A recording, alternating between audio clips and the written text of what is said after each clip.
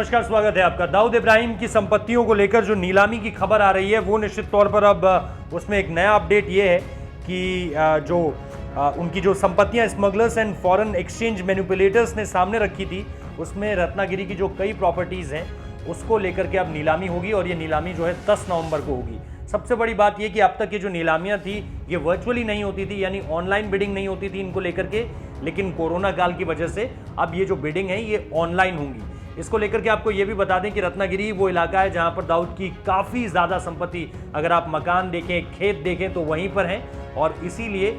यहाँ से अब सरकार, क्योंकि पिछले एक दशक में अगर आप देखें तो कई संपत्तियाँ ऑलरेडी नीलाम हो चुकी हैं और 10 नवंबर को यानी अब दाऊद की 8 संपत्तियाँ नीलाम होंगी और इनमें घर तो है ही, साथ ही साथ 7 खेत भी हैं, यानी ये भी एक बड़ी प्रॉपर्टी का हिस्सा दाऊद इब्राहिम की।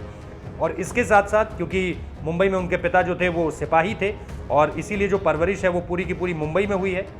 और 2 दर्जन से ज़्यादा प्रॉपर्टियाँ जो हम लगातार आपको बता रहे हैं कि उनकी जो प्रॉपर्टी नीलाम हो चुकी है उसमें 2 दर्जन से ज़्यादा की संख्या यानी 24 से ज़्यादा जो प्रॉपर्टीज़ हैं वो पिछले एक दशक में ऑलरेडी ऑक्शन टेबल पे उतर चुकी है। लेकिन ये दरअसल अपने आप में पहली बार ऐसा होगा कि ये वर्चुअल ऑक्शन होगा कोरोना काल की वजह से। तो इसमें इसके साथ साथ सिर्फ दाऊद की वहाँ पर संपत्ति नहीं है बल्कि उनका एक जो साथी है और इकबाल मिर्ची उसका नाम है, उसकी भी संपत्ति जो है वो नीलाम होगी, क्योंकि 10 नवंबर को ही ये बात सामने निकल कर आई है कि दाऊद के पुराने साथी इकबाल मिर्ची की मुंबई में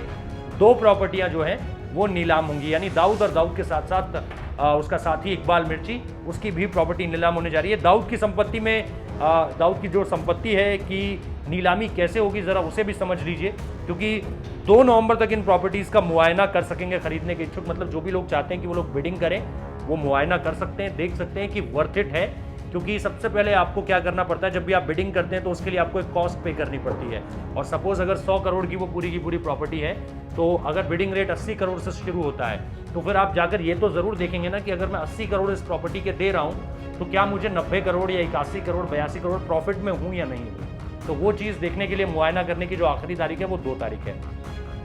इसके बाद जो एक बात और है कि 6 नवंबर तक ऑनलाइन एप्लीकेशन दे सकते हैं, क्योंकि बिडिंग ऑनलाइन हो रही है तो आपको ऑनलाइन एक एप्लीकेशन देनी होगी कि मैं भी एक बिडर हूँ, तो बिडर होने के लिए आपको 6 नवंबर तक एप्लीकेशन देनी है। उसी दिन तक ऑनलाइन ट्रांसफर करना होगा नीलामी के लिए ज़रूरी डिपॉजिट।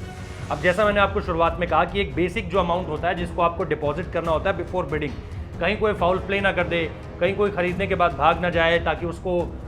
गलत बिडिंग ना हो जाए, इन सारी चीज़ों की वजह से जो एक फिक्स डिपॉजिट एक अमाउंट होता है, तय जो रकम है वो तय की जाती है और उसे जो है वो आपको ऑनलाइन सबमिट करना पड़ेगा। इसके अलावा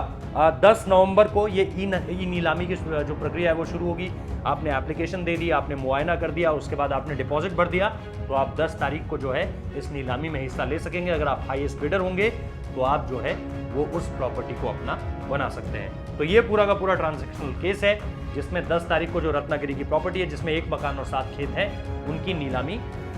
सरकार करने जा रही है। बहुत बहुत शुक्रिया इस वीडियो को देखने के लिए।